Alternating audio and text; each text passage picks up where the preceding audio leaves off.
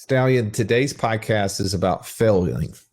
And when you think about failure, sometimes that can be a gut wrenching, maybe bad memory that sticks with you.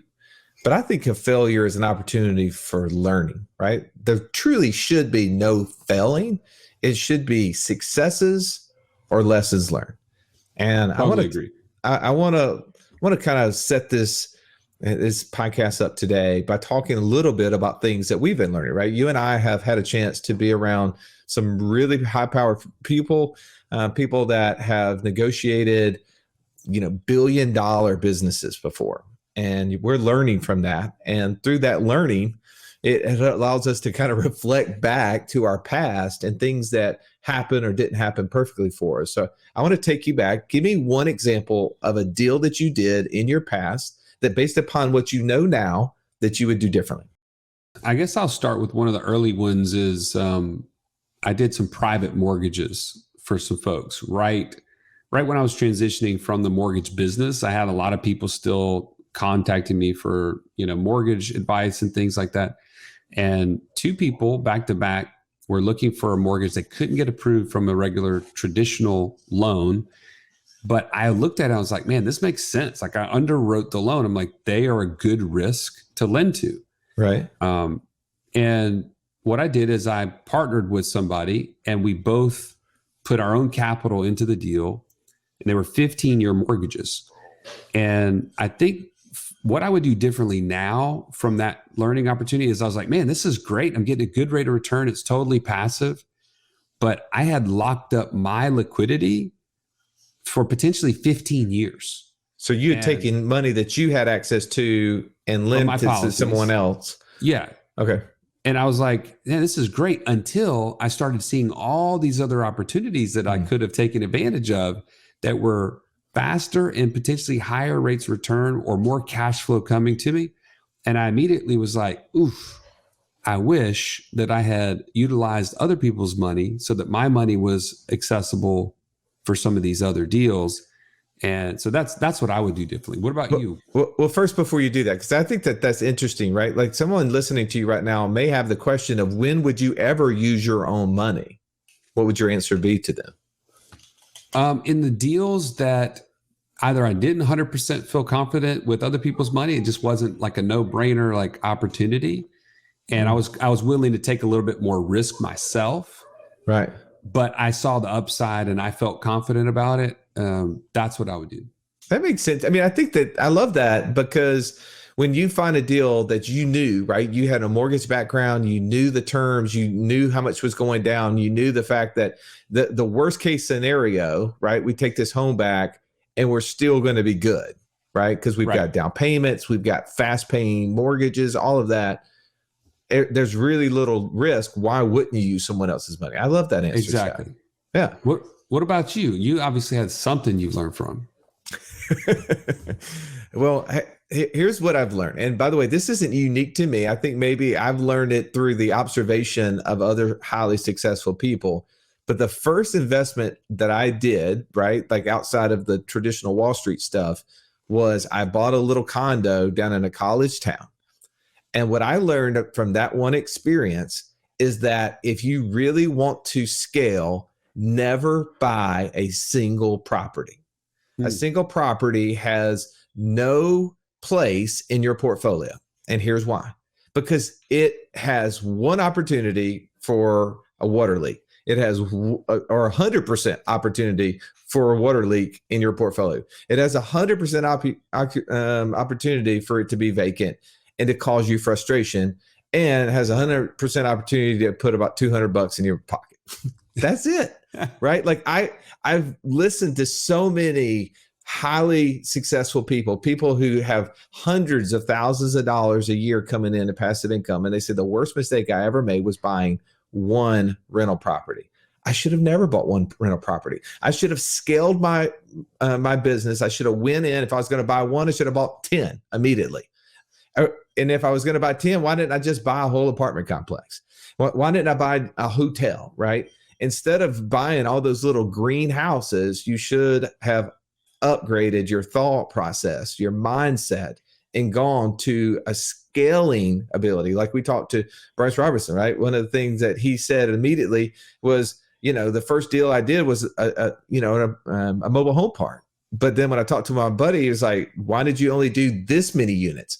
Why didn't you do 5 times that? And right. I think that was a failure I had, is that my mindset was not big enough. I thought, well, I just need to stick my toe in the water, but that was the wrong mindset. I think now, knowing what I know, I would have scaled bigger. I would have went bigger and allowed myself to not have the pain and issues I dealt with that one single unit for so many years. That makes sense. Yeah. And if you're hearing that for the first time and thinking, oof, that's challenging. Like, that's what this show is all about, right? This is our own journey we're sharing with you. And these coaches, we're about to jump into the inner circle with them that this roundtable was recorded on. And they're sharing their lessons so that you don't have to learn them yourself, right? You don't have to fail forward in the same way that we did. Hopefully you'll fail bigger, faster, and get to your financial freedom goals faster. By the way, if you haven't already talked to one of these coaches, get with them. Go to wealthwithoutwallstreet.com/free call so that you can get started on your journey. Now, Russ, let's not hold up any more time. Let's step up to the table and let's belly up.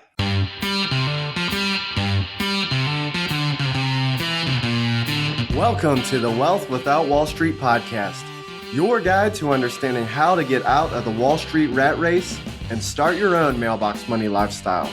Now, don't let these handsome Southern draws fool you. These financial minds are teaching our country to enhance savings, increase cash flow, and create passive income, all without the help of Wall Street. Are you ready to break through? Now here are your hosts, Russ Morgan and Joey Murray. Welcome into the Financial Freedom Roundtable, where each week we break down complex financial topics so that you can more easily understand them and, more importantly, take action on your path to becoming financially free. If this is your first time joining us, welcome. Grateful to have you in the room. I'm Russ Morgan. They call me the idea guy, mostly because I could follow through guy just didn't sound so cool. But enough about me for a second. Let me introduce you to my co-host, my partner, the Italian Stallion. He's got the license plate cover to prove it. Mr. Joey Murray. Stallion, good afternoon. Man, you're a sight for sore eyes, bro. I'm glad to see you here. I didn't expect you to be here, but glad you made it.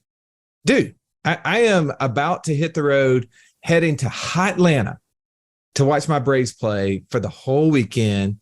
It's a rematch of last year's World Series, and I couldn't miss it, but also I could not miss this because it would be a failure for me to miss. I thought you were going to make some sort of comment about the Braves and failure, but I'm just going to leave that out. I'm going to leave it out. Their year hasn't gone so well this year so far, but it's okay. Just so I know, I just want to be up to date. Like, help me understand how the Braves are doing, Joey. Well, you just told me they got trounced. Was it Houston that trounced them the other day in a 5-game series? No, we're about to play Houston. Oh, okay. It was the Mets, but that's old news, bro. Okay, we've won 8 out of 9 games. Listen, you were crying on my shoulder. I just assumed that was failure, but we'll move on. We'll move on. No, it was not failure. And by the way, we have learned from that failure. We've beat them 2 out of the last 3. We're gonna take action tonight. It's gonna be good news. All right, I'm gonna move away from you though, because this is no good, man. Thankfully. To my left, I got Mr. Incredible. His superpower, speed to financial freedom, and the real beauty of that speed, it is contagious. My man, Mr. JD Hill. Say hello to your fans, JD. Hey, fans. Russell, thank you for that. That wonderful, wonderful intro. That was great. Thank you. Hey, look, for those who are watching live, they realize they experienced a little failure. But thankfully, what I've learned from failure is that I'm able to hire podcast editors to cut that out, man. They don't even know about it. So the people listening to this right now will never know that you butchered my intro. Nope. It sounded good to me. Didn't it to you? You're right down the road. You're like, that was pretty good, man. That was really good. Jeff, which is timely, which is really timely for our episode that we're talking about today, lessons from failure, which I got to say, I actually love this topic. I love a lot of our topics. This one I love as well. So I'm excited to dig into this one. But why would you love failure so much? Man, without failure, how do you learn? Right? Like, failure is an opportunity for learning. And to me, it's a mind shift change. You have to change the way you look at what failure is. And so I'm excited to dig into this. Okay. Well, I prefer to learn from other people's failure, but unfortunately, I experience it a lot on my end as well. But let's dig into this a little bit deeper with the financial Sherlock Holmes. No problem too difficult to solve. If I just only known him earlier, I'd been so much richer, says everybody. Mr. Downtown, Ernie Brown. Nice to see you, Ern. And it's nice to be seen. Can I be a little contrarian on this? I am not excited about this topic. Okay, tell me more. Failure is just not something that I'm comfortable with naturally. My investor DNA would say that I struggle with failure, that I don't embrace it, that I don't love it. Shocking that that's opposite of you, Russ. But I'm just going to be honest. I am looking forward to the discussion because I think I have a lot to learn, a lot to remember, a lot to realize. I need my vision raised of why this is so good. But just naturally, I don't love this. Maybe Mark will be a little bit with me here. I don't know. Hey, man, I feel like you were putting me in a judgment seat there. Like I've experienced so much that I must love it. No, I'm sorry. I hope you didn't take it that way. I just know you're a Braves fan. Hey, I am a Braves fan, just like you're a Georgia Bulldog. And both of us experienced success last year, did we not? In the baseball and yes. Not equally in the college football arena, but yes. No, it was a good year for us Atlanta fans. Baseball. They play baseball. They don't play great. Football. It's great to be from Georgia. Hey, that is true. All good with that. By the way, you mentioned something. I think that this is a point worth noting. And a second ago, before we press record, Joey and JD's children were on, and they were just talking back and forth, and I love that. But one of the things that we all were taught as kids, as we went to school, was perfection, right? We were taught not to like failure because every test we took had an expectation or a goal of reaching 100%, right? Well, every single time that we didn't hit that perfect mark, we experienced failure. And I think that that's what's hampered 93% of our population to not be entrepreneurial is because they have not accepted the idea that success doesn't have to meet perfection, right? Failure is a part of learning. And we'll talk a little more about that. All right, I'm going to slow my roll, get over to the retiree of our group, Mr. Catch Me If You Can. When he's not killing bears with his bare hands or spear diving for tuna, he's right here dropping gold nuggets. The one and only Mark Caragucci. Welcome, Mark. Oh, man. Good afternoon. I mean, if we're talking about failure, I think we just all need to realize that, it's not all going to be 100 unicorns, rainbows, cotton candy, sunshine on the shoulder every single day. So let's just embrace it. Let's get out of the way, rip the Band-Aid off and let's just move on with it because it's going to happen whether you want to admit it or not. But how you deal with it, that's going to make the difference. I was wondering how long we'd get into this podcast before someone would start just lambasting the 100 unicorns. I mean, thank you, Mark. You far exceeded my expectations. Well, it's impressive that people even remember the 100 unicorns based upon how poor they are and how and the lack of profitability within the 100 unicorns. They should be long since forgotten. Like, I mean, I think we had a conversation in March of 2021 where I said, let's cut them off. Let's get them out of here.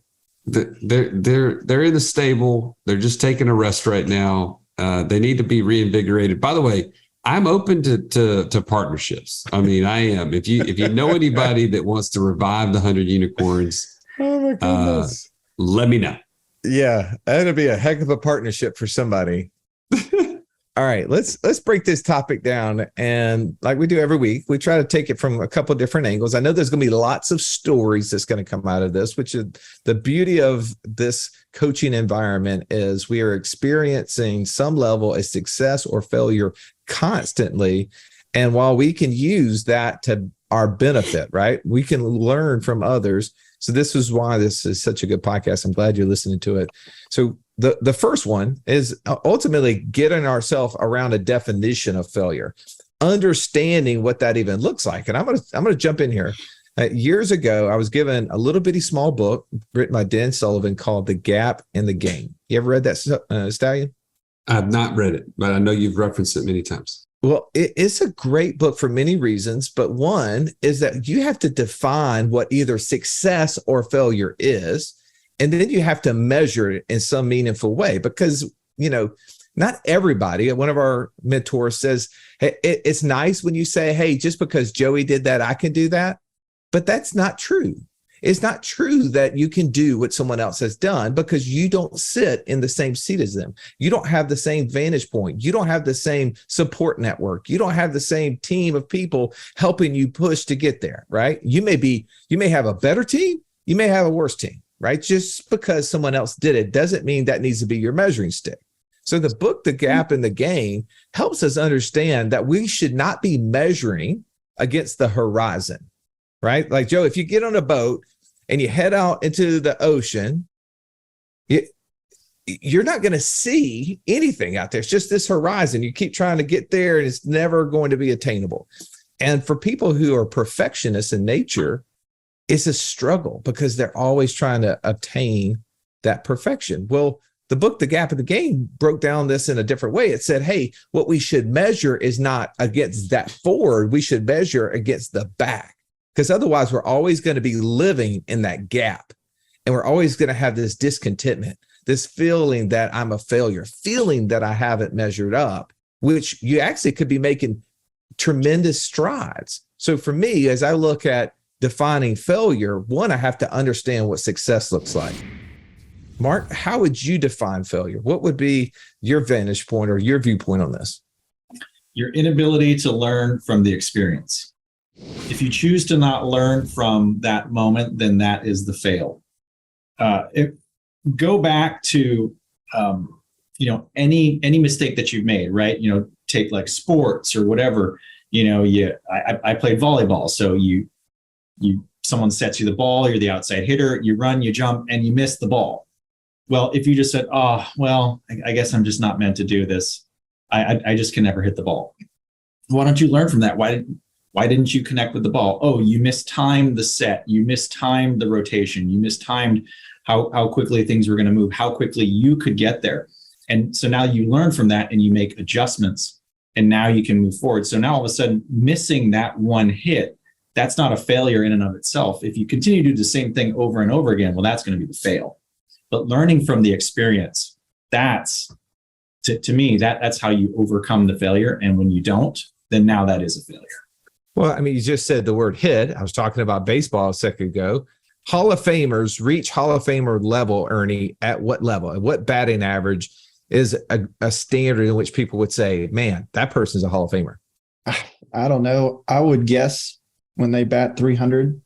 Yeah, 300 is an amazing mark. We used to refer to that as the Freeman level, the Freddie Freeman level. Whenever he defected to the Dodgers, I quit calling it the Freeman, right? But that is true, right? If you can be right 3 out of 10 times in baseball, and do it for an extended period of time, you're a guarantee into Cooperstown.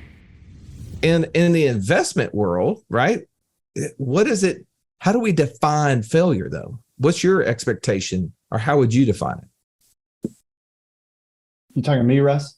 I'm still talking to you on this one. I'm sorry. I had a failure to communicate there. You asking the investment world.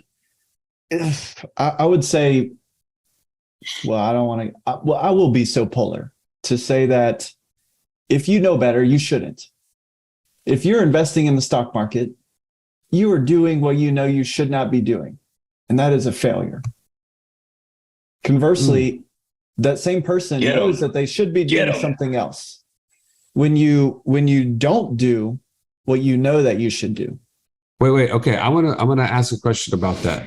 You're saying that someone listening to our show right now knows not to invest in Wall Street, any sort of Wall Street kind of vehicle, the market, your 401k, whatever, but they're choosing to do it, and that's a fail. That is a fail because they have been exposed to something else that creates a much better result, much more success. Because I think failure is always related to success, and anything that misses the mark. When you do something you're not supposed to do, or when you do not do something you should do, you're missing the mark in success. And well, so why would they continue to do it if they know that it's not necessarily the best for them? I don't know. Maybe we should ask them. No, just kidding. Just kidding. I think maybe there might be a little bit of fear. There might be a little bit of Russ, you mentioned at the beginning of this podcast, 93% of us have been educated to avoid failure.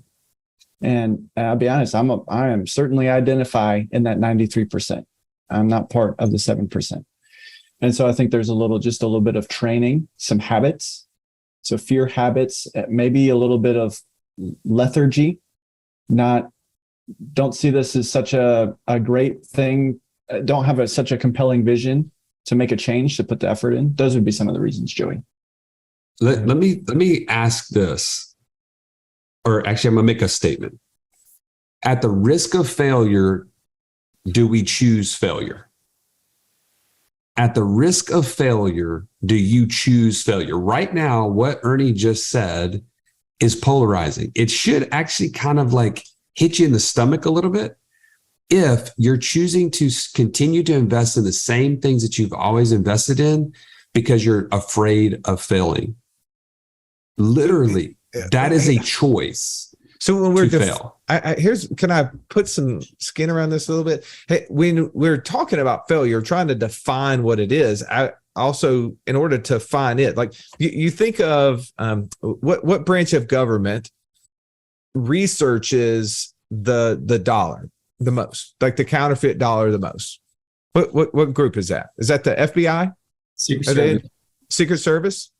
All right. So the Secret Service are in charge of going after counterfeit dollars, right? Yes. What is it that they do in order to know what a counterfeit looks like? They make it. They know so much what the real thing looks like. They study the real thing. They study the real thing so much that anything counterfeit is obvious to them, right? And I would say that many of us listening to this right now would not know the difference between a counterfeit dollar, a well-done one, and the real thing, because we have not spent those hours researching what the real thing looks like. So to the point you were making a second ago, Ernie, I'm prayerful that the people listening to this right now have been studying what success in finance looks like. They have defined it as passive income being greater than monthly expenses. But most people have not, right? Like they wouldn't even see investing in the market in the accumulation approach as being failing because they've never had the real thing showed to them. They've never studied the real thing enough. This podcast is amazing, almost too amazing, Russ. There's too many ideas, and I don't know where to get started creating passive income. Well, here's the thing, Joey. I think one of the things you need to consider in that statement is, what is it costing you to not know? What is it costing you not to take action? I love the statement that says you don't have to be great to start. You just have to start to be great. If you're struggling on where to start, you have to know what type of investor you are. Know your investor DNA. And if you want to learn more about this, you can join us in our Passport Challenge at wealthwithoutwallstreet.com/passport. Get started today. Now, I've left you out of this conversation, JD. I didn't do that purposefully. Jump in there, man. Help me understand. How would you define failure? Well, it's hard to jump in there, with all you guys just going after it. I would echo all the sentiments everybody has shared so far. I think so far in our culture, or so much in our culture, rather, we communicate or we view failure as losing. right? So if you fail, you've lost. And, if you were to ask my oldest, because I know he would remember, because we talk about this often, if you were to ask him, what's the only way that you can fail, he would tell you is if you quit. Because that's what I've taught him. The only way that you can fail is if you quit.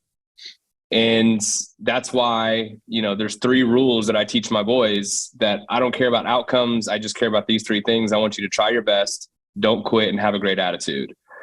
Because you can't fail, right, as long as you do those things. And so to me, failure, that's why I said at the beginning, it's learning, right? So I didn't grow up in an affluent family.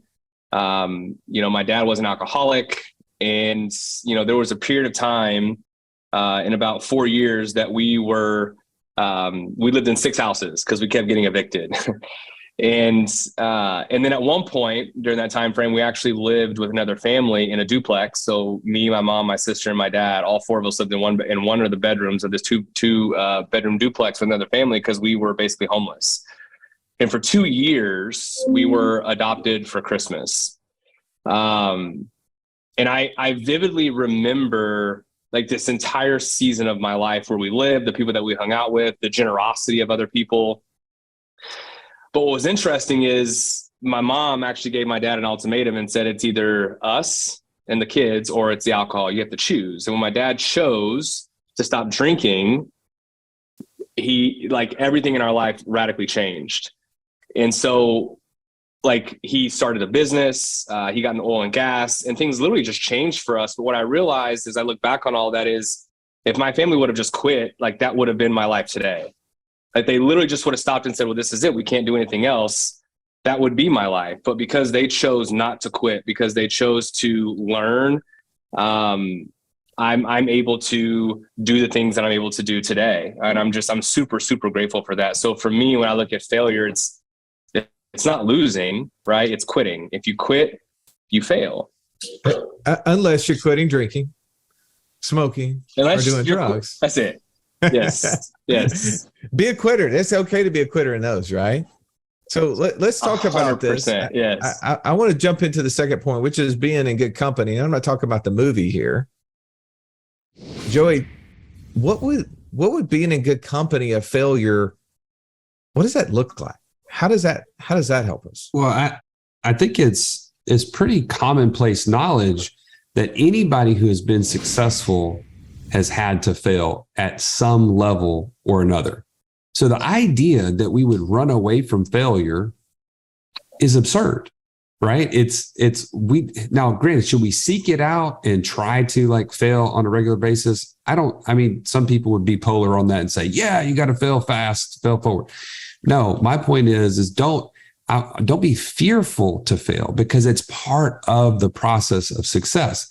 In your own financial journey, in the passive income journey that we talk about on this show all the time, rarely do you start in one strategy that just amazingly brings you to financial freedom immediately, right? Russ and I have shared on the show multiple times. I got into things because I was looking at ROI, a diamond stock that ends up being completely worthless. My Roth IRA that I put more money in over a period of about 7 years than I had in a balance at the end of the 7 years. These are not successes, but what did they teach me all along the way? That is not getting me to the goal that I have set for myself. And so anyways, I say we're in good company because people who are successful in any walk of life have had to fail. What would you add to that, Ernie? Well, I hold on one second, because I thought you were going to say that your failures was because you weren't in good company, that you were trying to make all of these decisions based upon bad company, right? I mean, the Bible is very clear that we should not be putting our pearls before swine, right? That we should, that bad company corrupts good morals. I feel like you were just running in the wrong crowd, man. You should have got into the better crowd. Is that not the case? Well, I was stuck in the Wall Street world, man. I was in the banking. I was in the belly of the beast.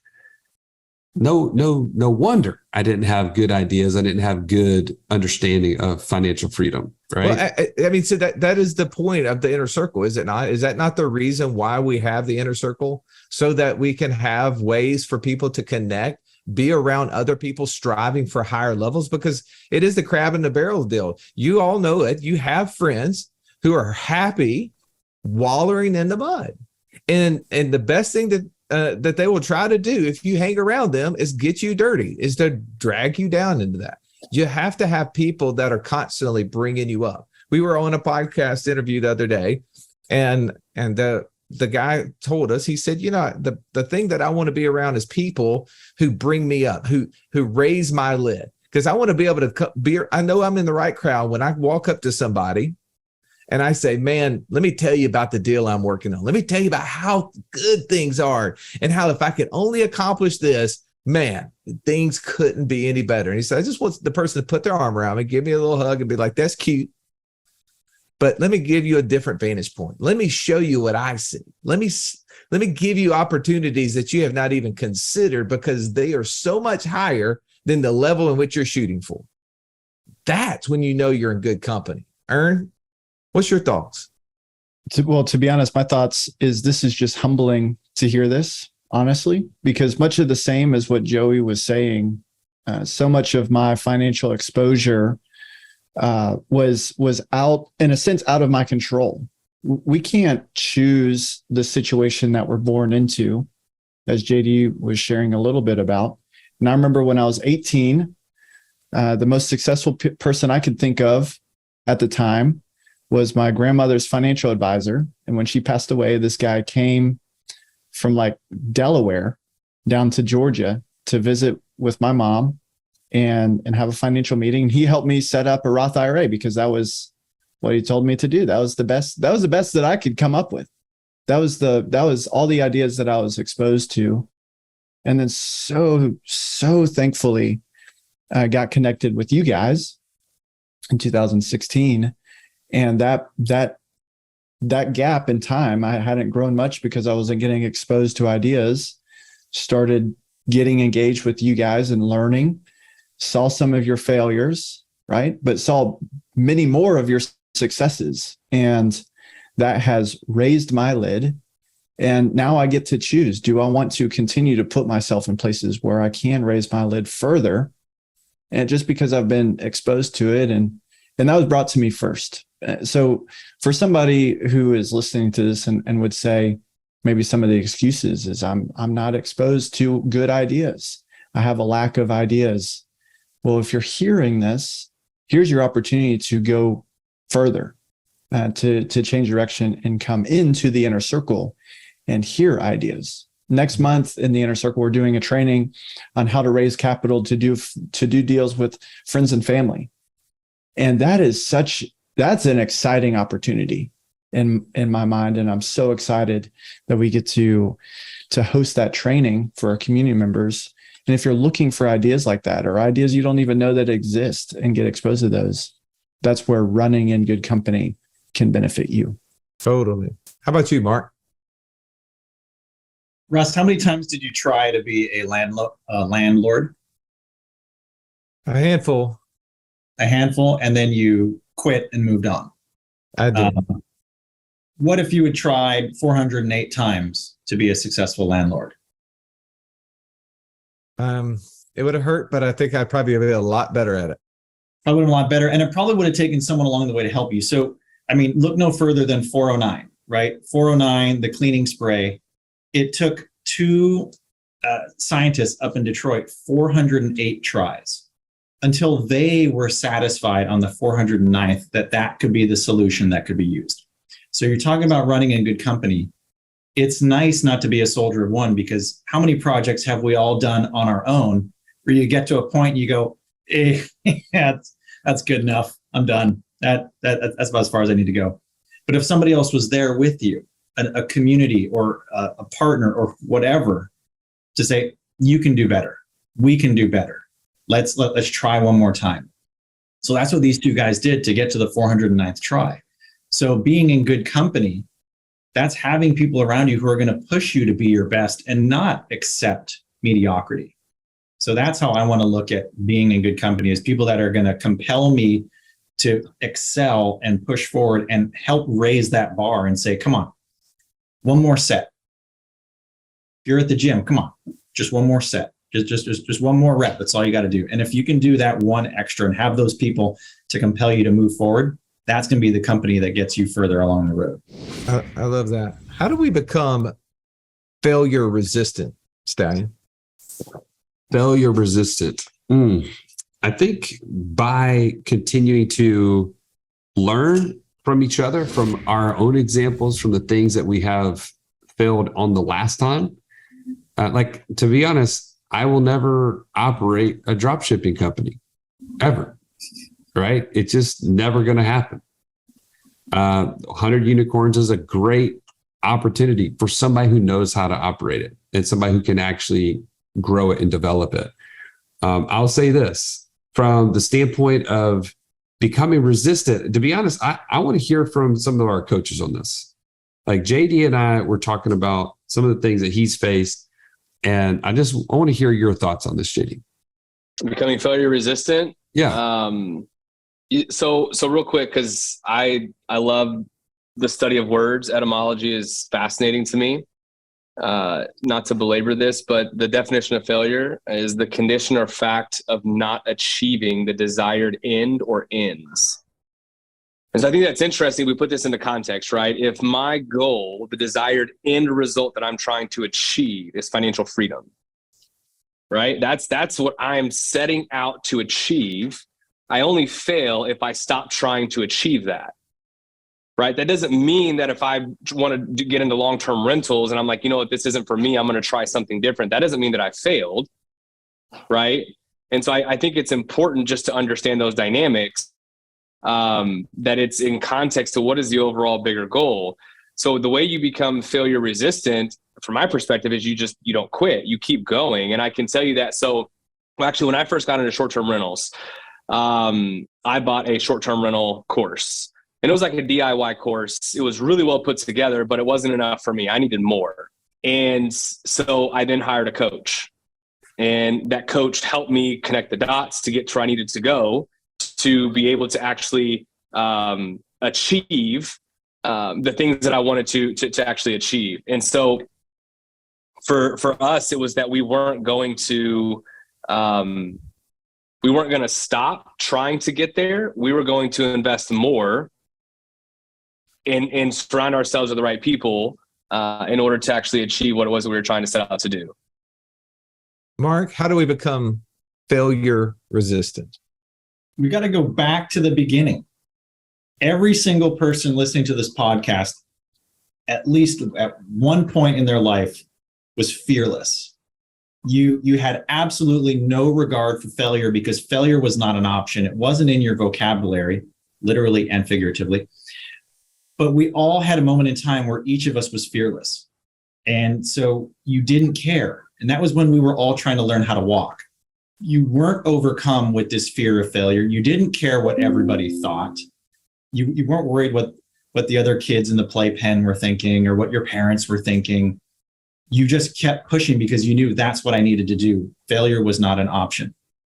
So to become failure resistant, I want you to, again, just like what JD said, let's challenge the word failure, right? If you think that just because your first long-term rental didn't pay money for 10 out of the 12 months that the renter was in there because he decided he was going to use your long-term rental as a dump storage facility like the guy did for me in Tuscaloosa, Alabama.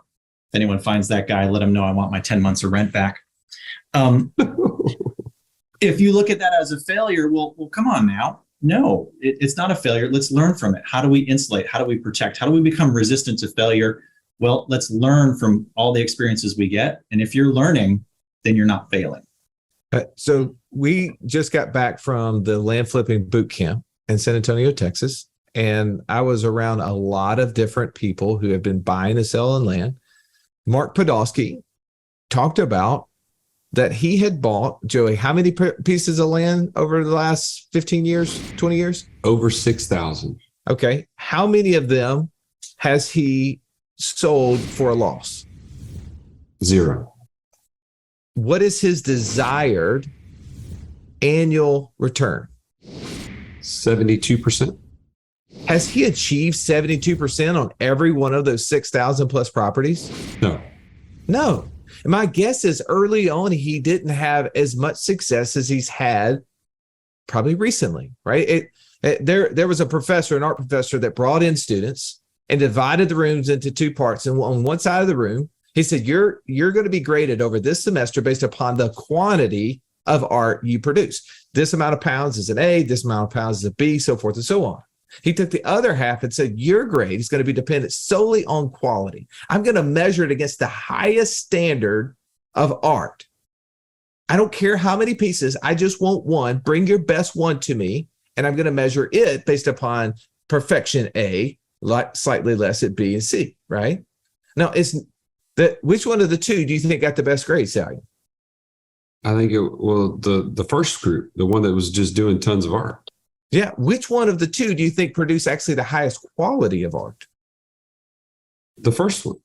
The first one, because what did they do? They would produce a piece of art, put it in a pile, produce a second piece of art, put it in a pile, just kept doing it. And every repetition they made, they learned something they didn't have before. Like, oh, well, if we do this, not only is it more efficient, but also it looks better. As compared to the other group who would start and say, no, that's not perfect, rip it up, start again, right?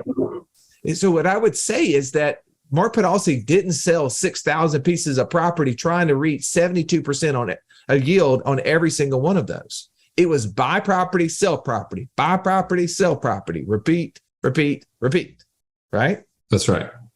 All right. So to me, that's how you become failure resistant, is that you keep going. You keep improving upon the process, but completing it, making a full revolution every single time. The book Good to Great, right? We start talking about the concept of the flywheel. And the flywheel is the idea that we're going to create leverage and start pushing on this big wheel, right? And the first couple of revolutions that it makes, it's not moving that fast. But once it gets going, just like passive income, when you and I started 2 years ago, we had $2,500 a month in passive income. It took a lot, to your point, Mark, earlier, asking me about how many homes that I have to own in order to create that. And Joey have to create that. But as we started finding more ways to start, we became resistant to failure because we were able to get that momentum, get velocity. What else would you add to that point? You asking me, Russ? I'm asking whoever hasn't answered who wants to. Well, I think here's the reality. If the fear of failure is holding you back, the whole point of today is to say, man, there's so much better on the other side of failure, right? The other side of failure is actually where true success lies. And I'm gonna quote C.S. Lewis here to kind of round out my final thoughts on this subject. And it's a little bit of a stretch because he's talking about the gospel, right? He's not talking about financial freedom per se, but I would say financial freedom without spiritual freedom is worthless anyway. But here's what he said. He said, we are half-hearted creatures, fooling about with drink and sex and ambition when infinite joy is offered us. Like an ignorant child who wants to go on making mud pies in a slum because he cannot imagine what is meant by the offer of a holiday at the sea. We are far too easily pleased. And what I would say to that is, man, are you too easily pleased with your current financial situation?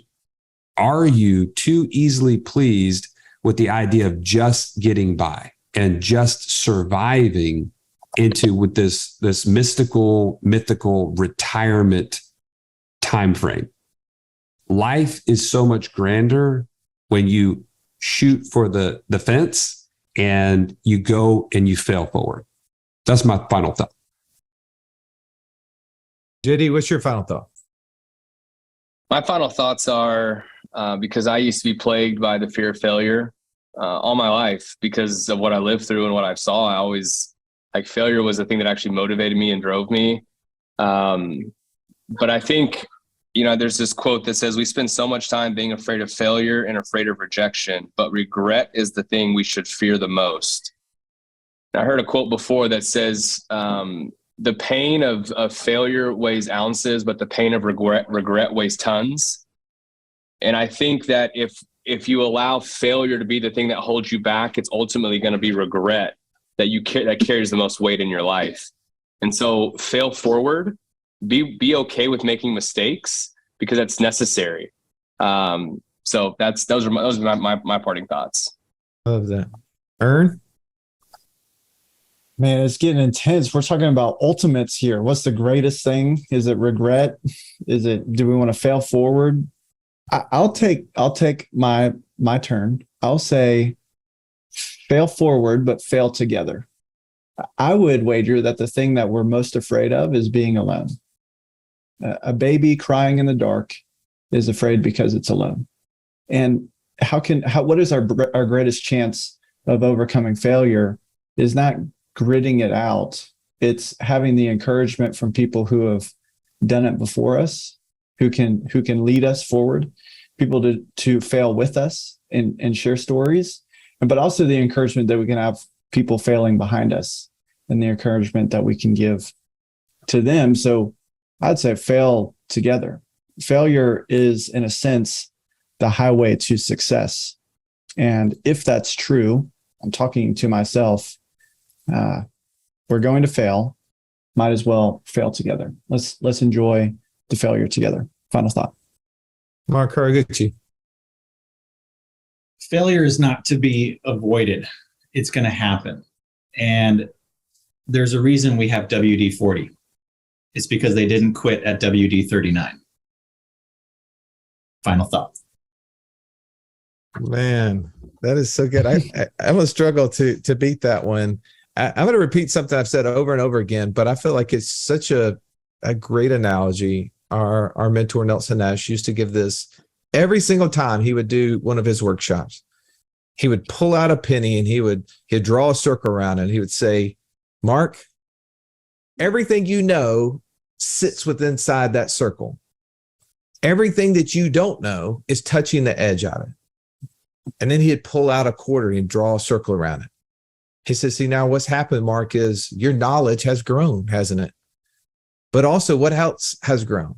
Because everything that's touching that circle, that larger circle than the penny, now are all the things that you don't know. And then you take a cup and put it over the top of it, obviously dwarfing the penny and the quarter circle. As we continue to learn, what we're going to learn is that there's so much to learn from. And we have to be aware of that. We can't arrive at knowledge.